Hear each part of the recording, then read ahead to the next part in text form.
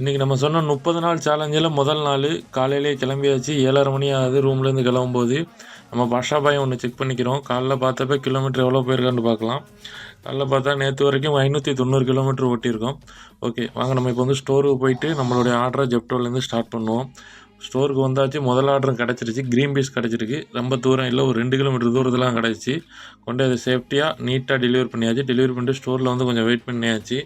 Order கொஞ்சம் முன்ன பின்ன தான் இருந்துச்சு. அப்புறமா கொஞ்சம் நேரம் கழித்து ஒரு ஆர்டர் கிடச்சி பாய்ஸு கிட்ஸ் விளாட்ற டாய்ஸு, அதையும் டெலிவரி பண்ணியாச்சு. அப்புறம் ஈவினிங் ஆகிடுச்சு. ஈவினிங் ஒரு டீயை குடிச்சிட்டு அப்படியே கொஞ்சம் வெயிட் பண்ணிக்கிட்டு இருந்தேன். ஆர்டர் இன்றைக்கி நல்லாவே இருந்துச்சு. ரயில்வே ட்ராக்லேயும் ஒரு ஆர்டர் கிடச்சி, அதுவும் டெலிவரி பண்ணியாச்சு. கடைசியாக நைட்டு 11 மணி லாஸ்ட் ஆர்டரும் எடுத்தாச்சு. லாஸ்ட் ஆர்டர் பார்த்தோம்னா ஒரு ஐஸ்கிரீமு, கிட்டத்தட்ட ஒரு 4லேருந்து ஒரு 5 கிலோமீட்டர் தூரம் இருந்துச்சு லாஸ்ட் ஆர்டர். போய் அதையும் டெலிவரி சேஃபாக பண்ணியாச்சு. பண்ணி முடிச்சுட்டு இன்றைக்கி என்ன நடந்தது பார்த்தோம்னா, இன்றைக்கி டோட்டலாக 15 மணி நேரம் 23 நிமிஷம் வந்து நம்ம ஆன்லைன் இருந்திருக்கோம்.